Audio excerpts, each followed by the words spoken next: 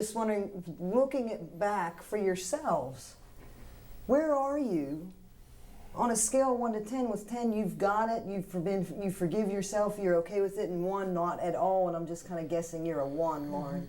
Where would you rate yourselves as far as the forgiveness goes? If you don't, ahead. I'm like at I'm at about a 5 right now. Okay. I realize that some of the stuff I did to get heroin, I was in my addiction. I mean, I was in active addiction. I mean, that's what, when you're in active addiction, that's what you do. So, I mean, I'm starting to get it. And did you start where she is, down at 1? Or I was a 0. Okay. I was a 0. Okay. And really that's what group can do, is try to help us move up that scale. That's good. Someone else, where are you? What number are you as far as self-forgiveness goes? I'm about a 7. I absolutely started at like a negative 100. Okay. You know, until I came in here, started working the steps, and really got myself in a space where I could say, okay, that was then, and those were the choices that I made out of a place of sickness, and now I can make some different choices. Till I got there, absolutely, I was awful, I was worthless, there was nobody that was ever gonna love me again, and I didn't deserve my children. Those were all true for me. And you know, I'm going to come back to this love, connecting that love piece with forgiveness too, so I'm going to hold back on that. How about for you, Morgan? What's your number as far as self-forgiveness now? Today, probably a 6, but it fluctuates, especially when I see those people that I hurt. Because when I see those people that I hurt, then it's like, I'm back down at 0. Then it's like, look, you see the pain, everything that I've done to you, you know, and then I'm like, you know, all the things that I put you through, I don't deserve to be happy at all. So then the number goes Then the number just plummets. So then it's like I got to talk myself through it again, like, okay, that was a different person. Like, and that's kind of the only way I can really think about it sometimes, as separating, this was a different person, this was not me. If I wasn't on drugs, I would have never done those things. So it's just realizing that we had no control. And remember, we talked about recovery is that change piece. Abstinence you all have plus change equals recovery, and that change is a process. Sometimes it's 1 step forward, 2 steps back. Yeah. JP, would you like to? Is it okay if I pass? Absolutely. If you feel more comfortable passing on this, that's Sure, add whatever you like. Well, I think one of the things that I've found is, like when she was saying like fluctuating, sometimes I forget about the process. You know what I'm saying? I didn't just automatically get into heroin and like full blown like fiend. It was a process to get there too. I mean, you know. And recovery is a process as well. Healing's a process as well. Yeah. There's a lot of, you know, just beating up on ourselves.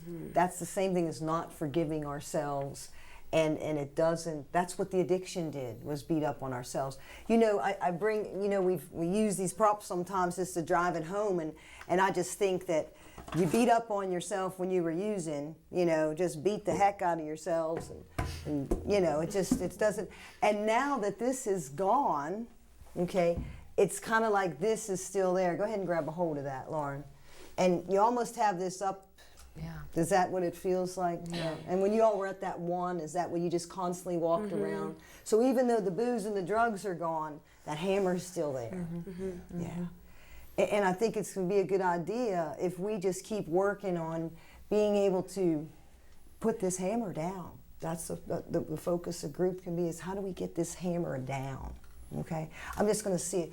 I just want to, what's one thing that you think you could do today, Lauren, or something that you could put that hammer down, just while we're in group for the rest of the day? I guess just what Morgan said, that wasn't who I wouldn't have made those actions if I wasn't. Okay, put the hammer down. Get it up. There you go.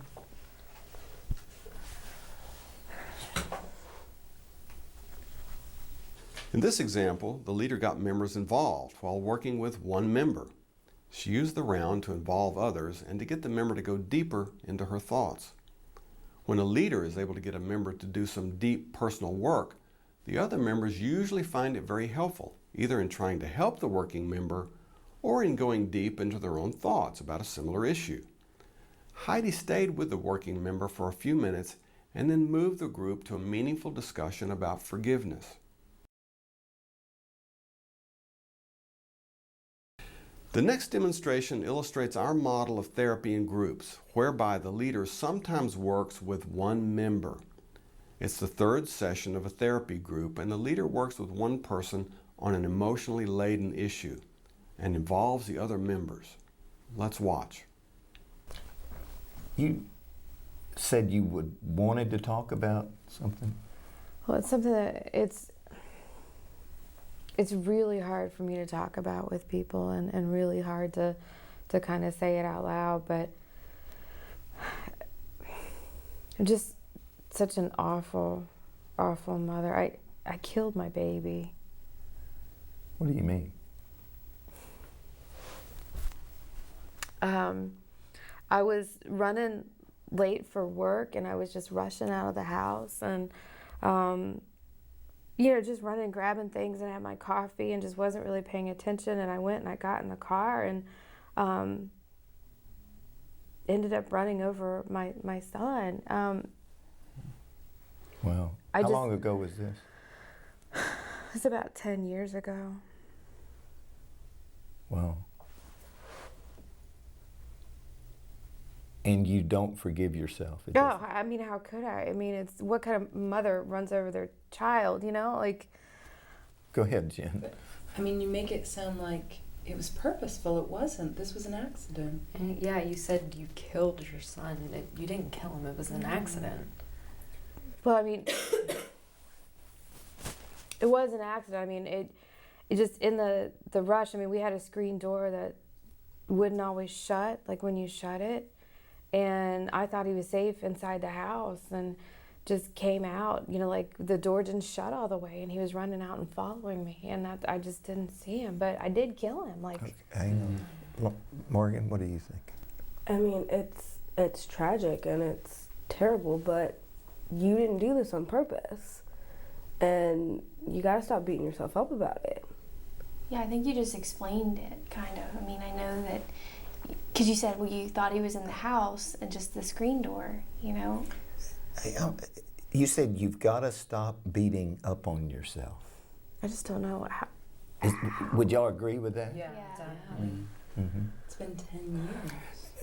Going back to that model, remember the model we used about self-talk? What do you tell yourself? I'm a terrible mother. Awful. Do y'all think she's a terrible mother? What do y'all think? No, seriously. Raise your hand if you think she's a terrible mother. Why are you, look at the looks on their face. Why do you think Megan's got this look on her face? Why don't you think she's a terrible mother? Seriously. Something terrible happened, but you're not a terrible mother. I mean, I just... Exactly, yeah. I mean, but wouldn't a good mother have looked? Like a child. Stop. Beat yourself up over How many of you in here, some of you have kids, right? How many of you in here have been in a hurry and something like this could have happened? Raise your hand. Yeah. You had the worst thing possible happen. I drove home one time, got all the way home, and realized I had forgotten to strap my son in. I mean, if I had stopped short, if, someone had run late, I easily could have killed him. Didn't strap him into the car seat. Mm-hmm. Accidents happen, and luckily, in my situation, I got home and everything was fine, but that could have ended so terribly. Is she a terrible mother? No. But mothers are supposed to Hang protect. on, just listen. Is she a terrible mother? Absolutely not. Is she a terrible mother? Of course not, no. What do you think as you listen to them? I want to believe it, and I want to be able to set it down, but it's so hard, I mean, he was so young and looked to me for protection for everything, and I'm the one. Let me say it to you, but I want to say it to all of you. If you've got anything in your life currently that is unfinished, unsettled like this, I mean, I don't know, I know none of you have something like this, I don't think. But y'all might have something. It's how do you get rid of... Do y'all believe she deserves to be happy? Yes. Of course. Absolutely. Even though she did this? Mm-hmm. Why? I remember. Go ahead. I just remember when, our youngest was, first born. Like we we didn't get any sleep. And I can't tell you how many times we probably had near misses. I mean, thank God nothing happened, but like I could very easily see myself having been in your shoes. How do we help you? What do you need to do? And y'all think of this. What does she need to do? And if you can't answer it, I'm going to ask them to. What do you need to do to get over this? I'm not quite sure how. Go ahead, Jen. What is she? What in your mind? What does she need? I think she needs to forgive herself. It's about forgiveness. As we said earlier, when the focus is held on one member, a skilled leader usually involves the other members in an active way. In so doing, it keeps other members interested, and it's often therapeutic for members to help a fellow member. In this example, Ed knew it was therapeutic for the working member to hear from others and see their reactions. Next, we see another example of Ed working with a topic that's relevant to all the members.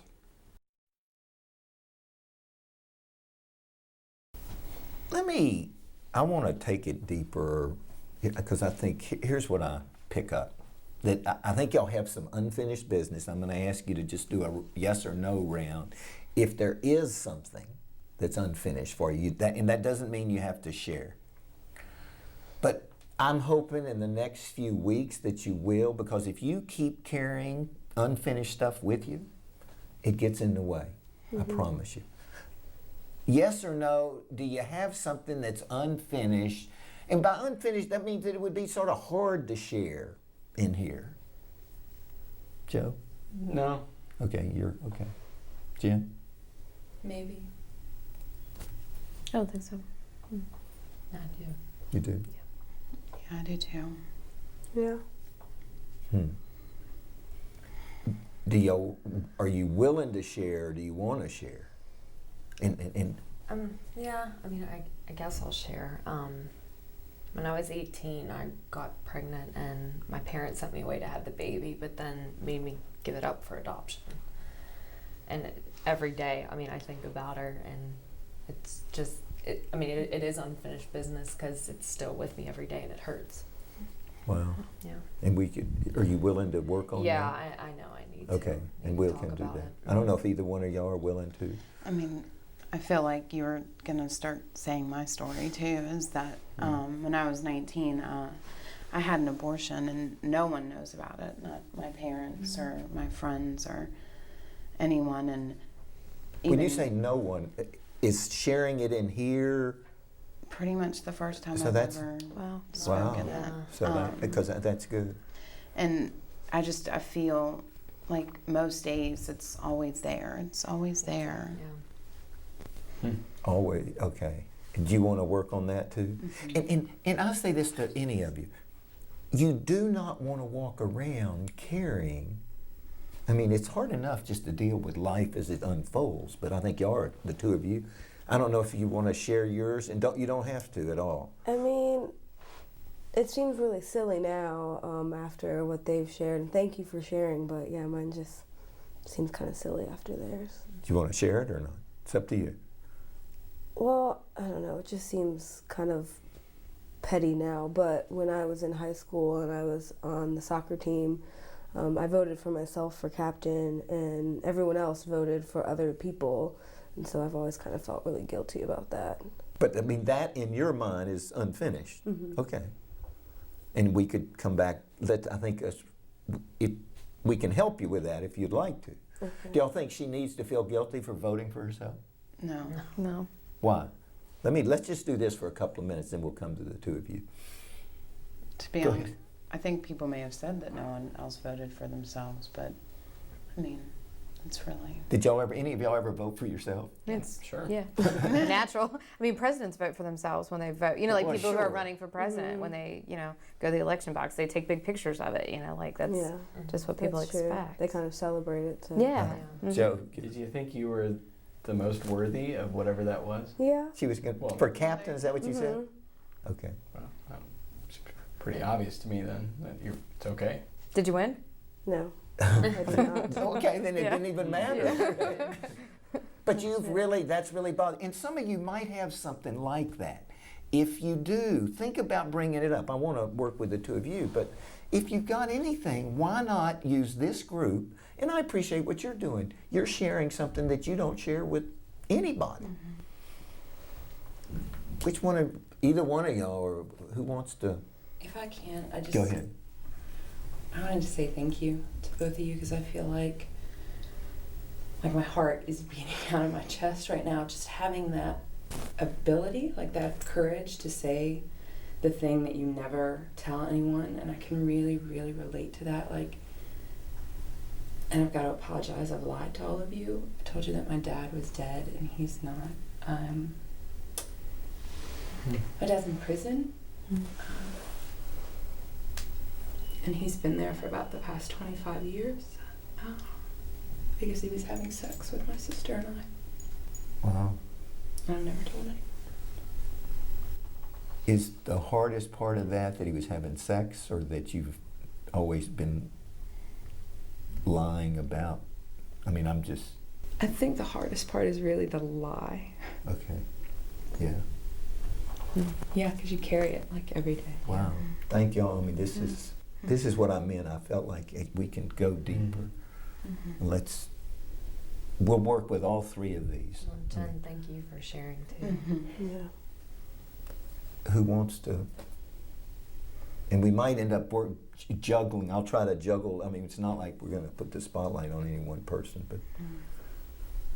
I don't know, I think with all three of us, I mean, we just carry it with us all the time. And how do you not feel shame?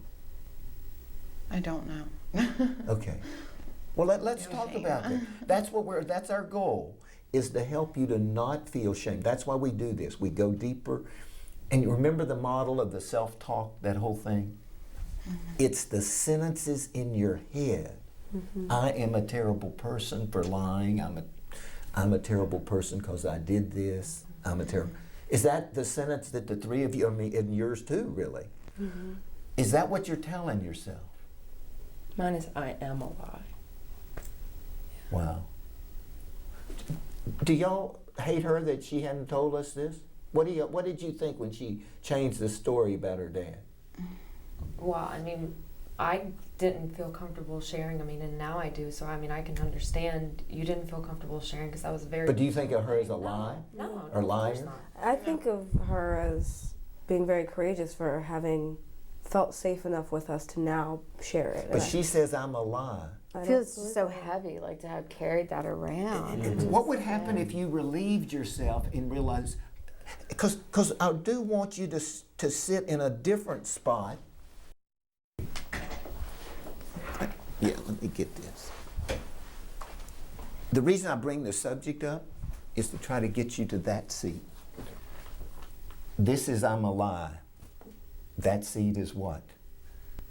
This is, what do you, how do you label yourself? Pretty much that I'm a lie too. A I've lie? never Told told anybody. anybody. Well, all three of you have that theme. Yeah. What does that person sit in? What does she believe about herself? That's like freedom. Yeah, And that she's free. it brings you to 2009. Yeah. Go ahead, Liz. You look. I mean, when I look at it, I just think to myself, like, that I'm okay. That I would be okay there. Yeah. Are you okay? Do you think they're okay? I do. Do you think they're really okay? I do. And you probably think they're okay. You just think you're not. I can see Right? that. Yeah, right? You think she's okay. How do we get all of you to that seat is I'm okay? And you got to change that self-talk that's been there. Yours has been there for a long time, right? Since what age? 12. 12. And yours is older. 19. 19? About 5 years. Yeah, 5 years ago. That's what we want to work on, is getting you to that seat. Thanks, Ed. In this example, Ed used many different skills to get the members to look at their unfinished business and to begin to work through some of their negative self-talk. The key was that Ed had members really go deeply into themselves. Ed didn't focus long on any one person, and he was always engaging the other members. We suggest you watch these segments on therapy many times and reread our chapter on counseling and therapy in groups. Closing a group session may serve one or more purposes, including summarizing and highlighting the main points, reinforcing commitments made by individual members, and checking for unfinished business from the session. In this first example, the leader demonstrates the use of rounds to close the session. Note how the leader ties things together for the members. So I really think we covered a lot today. I mean, I know this topic of test anxiety has really been a big deal for all of you, and I think, you know, I hope you've learned a lot about your test anxiety. But I tell you what, since we're getting ready to sort of bring things to a close for today, I'm going to start with Eric and come around this way. Just briefly, what is one thing that you learned today or that stood out to you about dealing with test anxiety? I think that one of the things that definitely stood out to me was I got to stop telling myself that my worth is on the line with every test. I think that right there is going to help me a lot. Okay, great. Yeah, that whole idea about how it's coming from what you tell yourself about the test. You know, I mentioned to you all earlier that I learned that idea when I was in my 20s, and it really helped me with a lot of different things. It can certainly help you with test anxiety. So good. Jen, how about That's you? what I'm taking away. It's just that ability to shut it down, to stop all of that that's going on in my head before I go into the test. Good, good. Morgan, how about for you? Mine's kind of staying in the big girl seat and not being over there. Out of that little chair? Yeah. That helps me a lot, thinking, especially when I'm getting ready to take a test, get in the adult seat, don't be in your child about it. You know, that you're going to get the better result, the result that you want if you stay in that thinking seat. Just what you were talking about, I agree with those guys about that negative self-talk, and I think I'm gonna try to start paying more attention to it, and even how you said like writing it down. Like I think I'm gonna try that for the next test. Yeah, really giving thought to what you're telling yourself about that test or about that situation. Good. And Jane, how about for you? I'm like Fran, I want to work on my negative self-talk and get out of that chair too. Okay, good. Okay. Well, I appreciate you all sharing, and I hope that's been helpful. You know, everything, your self-talk, staying out of the small chair, and hopefully the next test you take will go a lot more smoothly.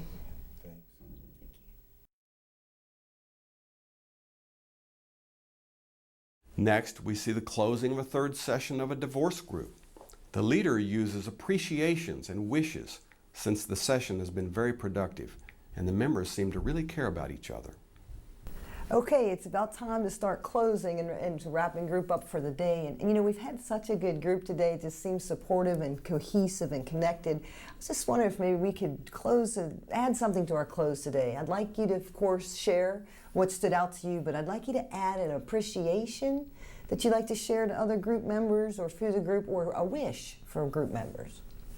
That's Jen, perfect. you good with That's that? Perfect Okay. for me, because I have so much appreciation today that I was able to share about dating a married man. First off, I thought that was going to be a huge issue for everyone, and then that he's so much older than I am. I thought you guys would really judge me about that, and you guys didn't, and that made my day. I feel like I can be more open now in group, and I really like that, and thank you, Morgan, especially. Yeah. Probably. Yeah. And again, that's real important. Group is a safe, supportive environment, so that's a lot to be appreciative for. Anybody else have any wishes or appreciations they'd like to share? I do want to wish Jen that you will stop beating up on yourself and the divorce was not your fault. Thank you. Okay. Yeah. Someone else. My wish for you is? Well, mine's appreciation, but I just really appreciate how supportive, to continue on with what Jen said, everybody's been. I really look forward to coming to group because of that, and just knowing that this is going to be such a safe, supportive environment. I've got a wish for JP. Go, Fran, sure. My wish would just be that you'd be able to get out more and just, have fun and just kind of enjoy yourself. Wow. Thanks. And that just builds on that kindness and supportiveness. And it's not that even if you can't get out today or tomorrow, you just have that support here. That's a wish for the group. Other group members, is that a wish you could have for JP as well? Yeah, that's great. Okay. Oh, I know my wish for you is that you just continue to grow and learn and heal, and we all just participate and support each other through this process. And How about what stood out to you today? What stood out from group today that you're going to take out of here with you when you leave? What stood out to you today, JP? Just being able to share everything, and especially basically the wish that you guys gave me. That's probably what's going to stand out the most. Okay.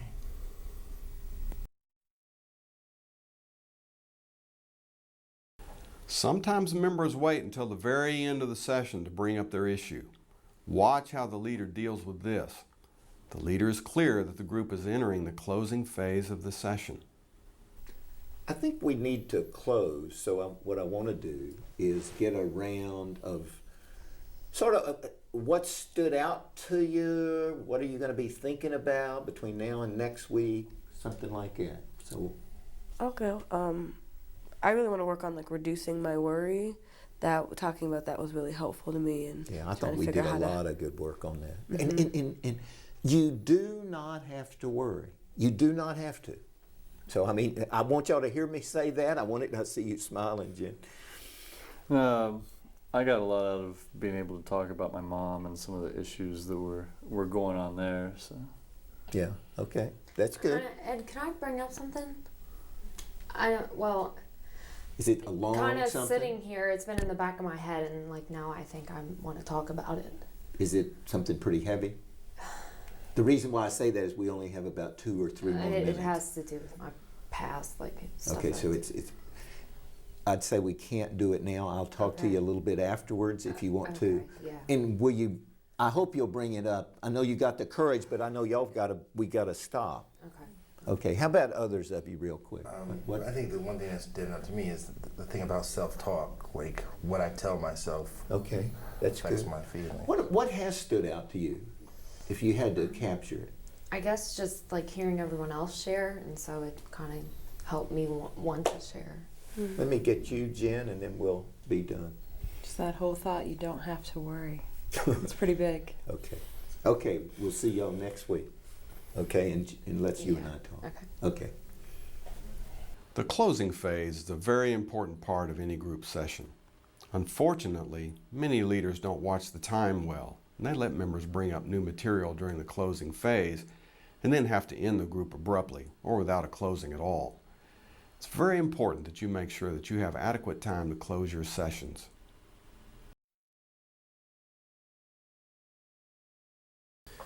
Now that we're ending these 2 days of videoing these role plays for the group to be a companion to the group book, Ed and Riley and I want to take some time, first of all, to really thank you so much for participating as a leader, as members. We think that these 2 days have gone very well. We realize not all of the participants are here today to process. We'd like you to take a couple of minutes and just sort of begin to share, not as role players, but as yourselves, what this experience was like for you. Think about when you were first asked about doing this and what kind of thoughts you had, and were you excited, were you nervous? And then now that you've had a chance to participate, and most of you played a number of roles over these last 2 days, what it's like, what it feels like, what it gets you to think about in terms of being a group leader. Some of you have actually read the book, used the book, and so that's been, maybe a factor in terms of your playing roles and your understanding of groups. And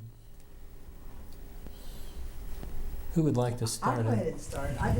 I would like to thank you for the opportunity, because this is a book that I've been reading, I think, since the 3rd edition as a student originally, and then I use it as an instructor to continue to teach and use it in other graduate programs, and I certainly use it to frame up and support how I continue to run groups. Mm-hmm. So it's a great resource, it's very practical, and I think this DVD will just augment what's already been such an effective piece of teaching literature out there in the field. But as far as being a leader for these last 2 days, what was that like? That's why I did it, because the book has been such a part of my practice, beginning when I was in school, and when Ed asked me to come in and participate or add to it, I just thought, what a great way just to bring the book to life Great. And so that was what motivated me. Thanks, honey. Someone else.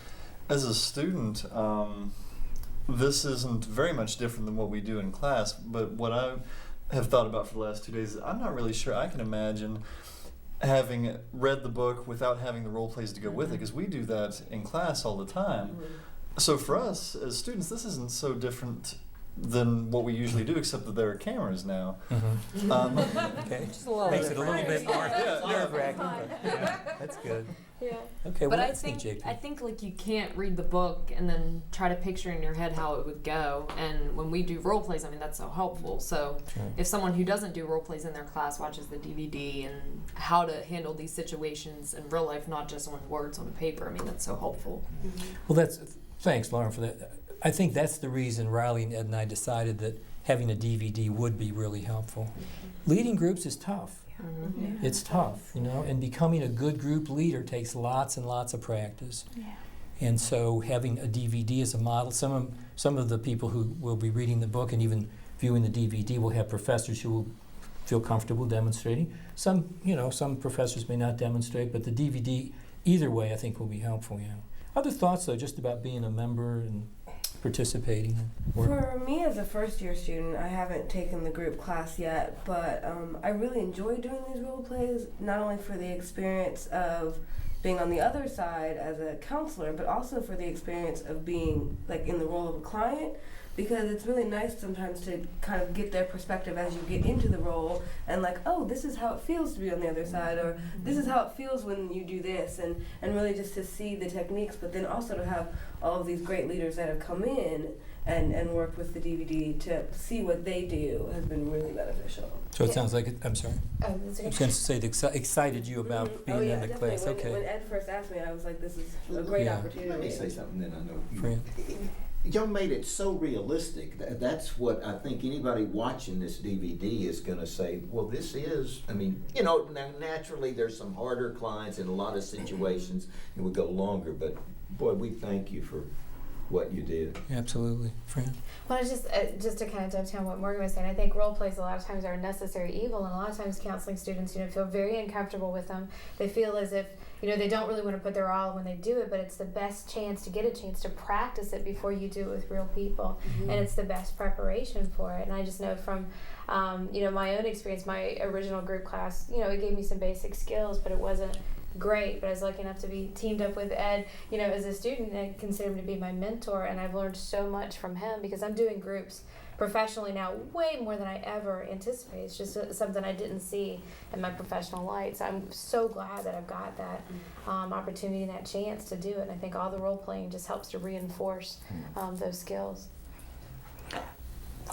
Thanks. I really feel an honor to be here, and as a young professional, because I just graduated in the field, there are a lot of people wanted to learn like how I learned my group leading skills. So I think other people doesn't have a chance to learn from Jacobs and the professor Wow, here. right. They can really learn from the DVD. Yeah, excellent. Yeah.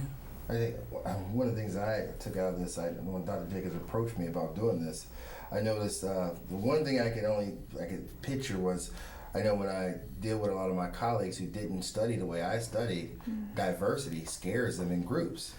And one of the things Dr. J and I were talking about was the fact that this will be a diverse group of students that he has, and past students and present students.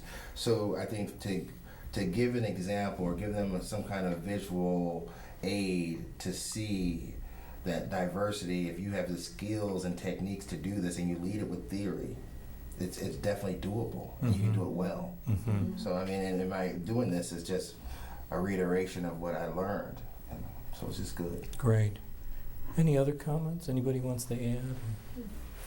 No, you're all set. Yeah. Okay. I was really honored as well. I shared that with Jane, that I was honored to be asked to do it. And I think for me, having worked in the field and then come back to school later on, it was really important to look at how are people learning these skills? How are they learning how to be creative and effective? Because real clients are going to throw everything they've got at you. And you've got to be able to work on your feet. So I also wanted to point out that even though we role played through a lot of this, we still had a script that was very minimalistic, and most of what you saw was us. you know, acting as real clients. And I think that's important for folks that are going to be watching the DVD that, oh, okay, this was great, except that they probably had this script that they've been memorizing for months. No, that was not the case. No. What you said, and I want to say this, is we showed a lot of creative things, but I think most of y'all learn in our classes about being real creative. And Heidi, I know in the last few role plays you did some stuff, but we were limited in some ways, and I think Riley and I were talking this morning about how we could make 2 more of these DVDs, just showing all kinds of stuff. And who knows? I mean, we hope they'll want us to make more. You know. Well, I think we're going to wind down. Any closing thoughts or comments before we stop? Just exciting. Glad to be involved. Great. And thank you guys as well for giving us all this opportunity, because it was a lot of fun. Good experience. And great experience. Yeah. It's just the beginning. It's the next phase. It's just the beginning. Yeah. True indeed. Well, once again, thank you all. We really appreciate it. Thank you. Thank you.